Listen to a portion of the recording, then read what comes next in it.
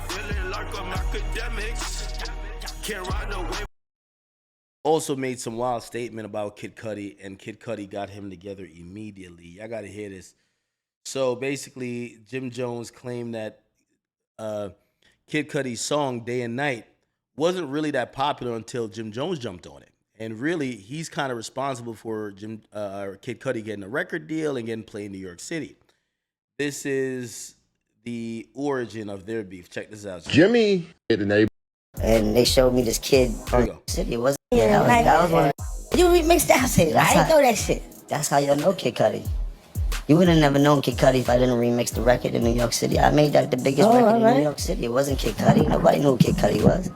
Kid Cudi became about because he had video directors that I wanted them to do a video, and I asked them to show me a video they did before, and they showed me this kid on top of a roof with a record called Day and Night. Right. He worked in the store under the label. It was nobody. I was like, oh, yo, did this? I said, I like the record. Get the beat of the record, I want to do a remix. If you give me the beat of the record, I'll let y'all shoot my video. These kids were trying to shoot a video for free for me. Oh. Like, I got the beat. I told them they went crazy, you want to do it. I got the beat. I shot the video to the beat, and I never even put the shit out. They put it up on YouTube, they ripped it off YouTube, and it became the biggest record in New York City. And that's how Kid Cudi became an artist. They ended up giving him a big deal off of Jim Jones' back. If I'm lying, I'm fine. That's like you saying you invented oxygen. What I was saying is that y'all just watched that. Yo, literally the hubris of this guy, Jim Jones. And really, this is the tone of the whole Let's Rap About It podcast. And everything I'm saying is facts. It's not hating. You have a bunch of guys, with the exception of Fabulous, that have never been main characters in hip-hop within any era, within any place they've been in. But because just like how history goes, to the victor goes the spoil, and history is his story, which is usually the story of the victor, the people who last the longest, who prevails the longest, they get to rewrite history and tell their story and give their version of events, even not factual. The Let's Rap About It podcast are a bunch of people who used to be sidekicks, and they used to be people who are ancillary. They were important. Jim Jones is one of the most important people. He's you know, Joel was a lot of people thought Joel was super duper talented. Cam was always the ace in the hole, but then a lot of people thought talent wise it was Jim Jones. Well, it was Joel's. But then I'm not gonna lie, I think Jim showed that, hit making, this and third, street presence. He was a guy that really represented Dipset. So I don't want to take anything away from these guys, but I do want to be very clear. When it comes to Mano is like, he's like Red Cafe, right? Like, you had a song, you had a moment, but there's no significant impact there. Jim Jones, like, you come from a group that was really dope, and not saying your career wasn't, nothing, but people remember Cam, and then people remember Jewels, right? And who else? Who else is on that podcast? I mean, I think Dave East was always trying to make his way, so I don't think he could think he was like some significant thing. But Fab is Fab. Like, Fab has never been like the number two to anything is Fab. I mean, it is what it is. And I think people understand that. I think these guys on the podcast now are trying to rewrite history. Like, they're trying to make it seem like they were these important figures. They weren't. Okay, I'm just being honest. They could have great opinions. They could tell great stories. Some people like it, some people don't. But trying to rewrite history to say that you helped put niggas on, or like with all due respect, Kid Cudi's one of the greatest hip hop artists of all time. Don't let what Kanye said about him, what Drake said about him, take away anything. Don't let him testifying versus Diddy take away anything from Kid Cudi. Kid Cudi's a fucking GOAT. Kid Cudi is one of those guys that without Kid Cudi, without Ye, we don't get a Travis. These guys have predated an entire generation of music that was inspired by them, their energy, and their creativity. These guys, with all due respect, are way greater than everybody sitting on that podcast, because while y'all could probably rap better than maybe a Kid Cudi, y'all creativity weren't there. Y'all didn't change an entire sound.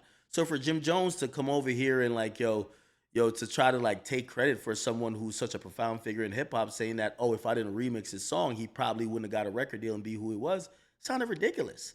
Now, anybody with ears could understand it, but I'm telling you, the Teener Citizen podcast is like your grandfather saying he used to, like, he's the first one that crossed up Michael Jordan at the basketball court, and then he told him, nah, put some more work and you could be someone one day. And then Jordan started going to the basketball court every day, and Jordan became the greatest basketball player in the world. You always have an uncle or like a grandfather telling you that story. That's not how it went, right? Like, but they're trying to fit themselves in a story. Like, if you really knew what happened, no. Okay, so this is Jim Jones trying to insert himself, and respectfully, I have no problem with Jim Jones. I want you to know that, but he's trying to insert himself in the legacy and the lineage and the biography of Kid Cudi, and it's ludicrous. Not only is it false, but it's sacrilegious in the sense of, like, come on, bro, like you want us to give the respect for his career to you? Like, come on, bro. That's like, if Ye said something of the sort, I could get it, but come on. We can't give it to Jim Jones. Let's be honest. Anyway, don't listen to me. We got to listen to Kid Cudi, who actually dropped a whole video because, we haven't heard him speak since he's addressed why he actually did the whole thing for the Diddy trial, okay? And, if you don't know, he testified in the Diddy trial, and we all know that Diddy supposedly blew up his car, and he wasn't talking like this, but shit, I guess he heard something so blatantly false, he had to speak up. Listen to what he has to say. Oh, man, so starting my day, and I see something online that I have to address, right? So Jim Jones, first off, we love Jim Jones, right? Like, I grew up on Jimmy. Like, he's the homie. I met him when I was coming up. He was cool, right? Jimmy, I'm gonna address you directly, my nigga. You talking about how you are responsible for my success is a lie. You need to stop lying to people. You get on your little podcast and you start gossiping and talking shit, and everybody on your podcast don't know the truth. By the way, I'm glad Kid Cudi is saying what I was saying. Yo, Jim Jones and Mano would like to act like they're spitting game, that they're doing something else. Listen, we all do the same thing on the mic. I do it too. I'm gossiping like Mano is gossiping. We're both gossiping niggas. Okay? Doesn't matter that you shot 5 niggas. We're still doing the same thing. Gossiping. And it's okay. I take the title. You just need to take the title too. Jim Jones, Mano, Dave East, Fabulous, Akademiks, Joe Budden, Charlemagne, Elliot Wilson. I don't know who else I could. Rory Mealy Mall. We're gossiping. That's what it is. It's gossiping. And if you niggas are offended by that, hang up the mic and pick up a gun. Okay? That's the reality of it. We're all gossiping. We're talking about shit that got nothing to do with us. We're talking about other people giving our opinions on it, saying what we've heard and what supposedly is the information. It is what it is. This is the gig, and I know I signed up for it. Y'all signed up for it too. We all doing the same thing. So I'm glad that Kid Cudi is saying it. Jim Jones, he's seen you gossiping about him, and he's now giving you the correct information. Don't get mad at him or me. So they're all agreeing with you. But if you look under the comments under that post, you'll see people are letting you know what time it is. This is part 1. I got more to say. Day and Night was already a hit record before you touched it, my nigga. I put it on my MySpace. It blew up. Okay? I had an entire mixtape. I was on my way. Motown was courting me. Kanye wanted to sign me. I went through half. All because of Day and Night, because I put it on my MySpace and it blew up, my nigga. It blew up. I can promise you that Sylvia Rhone did not listen to your remix and say she wanted to sign me. That is not why I have a record deal, bro. Nothing you're talking about is the truth. How do you think I had a music video? I was shooting the music video. I was already on. You saw a hit record and jumped on it, my nigga. Like, you didn't make me, man. You didn't make me. So, like, you got to stop telling these tales, my nigga. Like, you got to stop. I want to shout out everybody that's been in the comments letting this nigga know what the truth is, But it's crazy how people just be trying to, like, take credit for my success. You know what I mean? Like, it's wild, Like, and I like Jimmy, man. By the way, Jim, I hope you realize, like, this is the difference between what y'all doing. That's why I called it gossiping. Because while you're saying what you believe to be true, You see the plaque behind his head, Kid Cudi, featuring MG whatever T and Ratatat, Pursuit of Happiness, which I love. This is a Steve Aoki remix. Not even the full thing. It's Steve Aoki remix. 500 million global streams. You see, that's a subtle flex.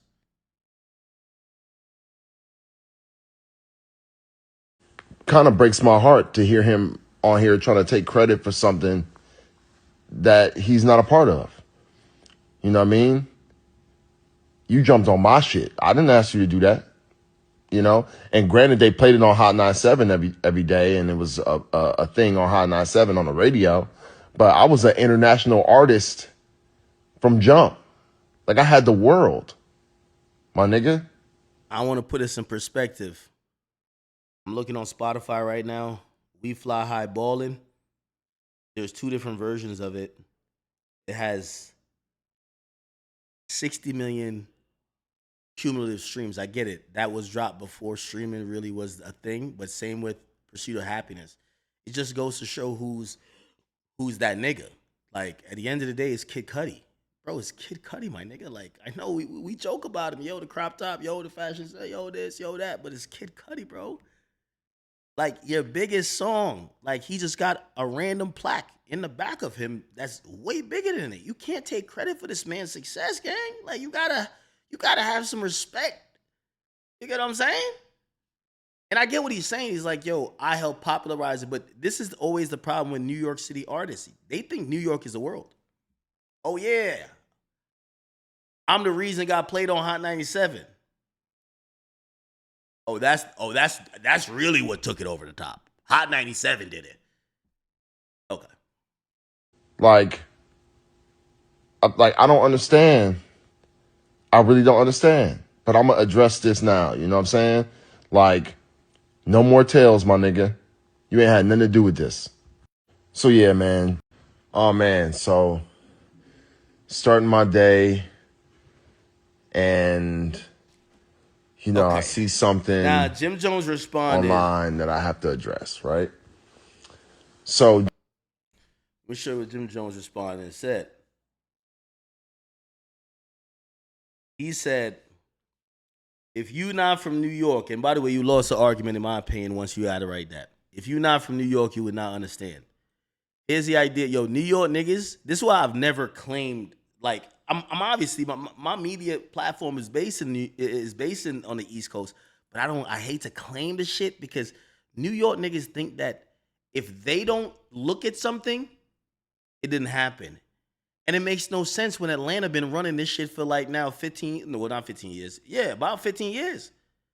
Like, New York ain't been on top in 15 years, but New York niggas is still acting like if they didn't acknowledge some of the shit, it's not that y'all acknowledge. Put it like this.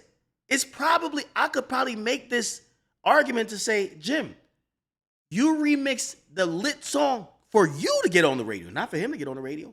Maybe there wasn't a marketing budget behind it. That might have been true. But like, New York niggas are acting like they're the wave. So he says, if you're not from New York, you wouldn't understand this. Just a fact check. I love Cudi. But also in this drop, no one ever heard of you. It wasn't played on the radio. BET, MTV was on mixtapes. You wasn't hot in New York streets. See? They're mad old school. New York streets. Like, if you understand how Cudi came up, this is a classic conversation. This is why we call him Teenage Citizen, right? This is why Mano claimed he was mad, right? Because Mano was like, yo, you're making it young versus old. The way music was being consumed and the way people were breaking was very different than just, streets or MTV. Like, these artists were breaking on just some, whether it was Tumblr, SoundCloud. It was multiple different avenues. But for older artists, they can't even understand that. They were like, yo, your shit wasn't hot in the streets. Wasn't on no mixtapes, not MTV or BT, right? He said, I can say that because I remember how I ended up even doing a freestyle to your record at the time, which still is a New York classic to this day. You ain't had a deal yet at all when I did this freestyle. I remember your video was shot by my intern. The only reason I let him shoot it was because I asked him to show me what work he's done. He showed me this video when they did it for you and told him if he get me the beat, I would let him shoot the video to the freestyle and I would do the beat. This wasn't a feature, LOL. Your record never got played on Hot 97 at all before. And there was no IG, no nothing. It's 2008. I was pretty hot outside, LOL. So hot that I only did the video, never put out an audio. They ripped the audio from the video on YouTube and played on Hot 97 as new Jim Jones record. End up on all the countdowns. Naturally, you became hot in the industry. And a DJ, A-Tracks, I believe, signed you. Then y'all put the record out national. The original version with just you on it,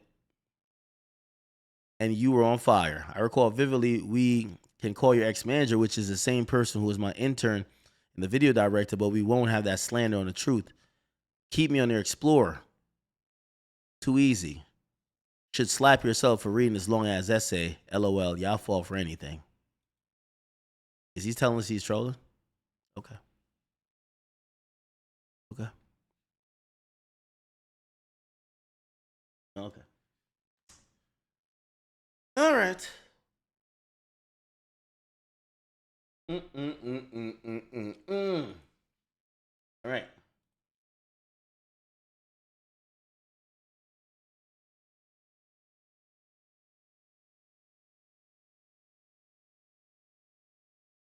All right. Real quick chat. This is slightly an intermission, but I do got to show y'all some dope shit I have been like checking into. I can't even lie. I've been checking into some really dope shit recently, man. Works. So a friend of mine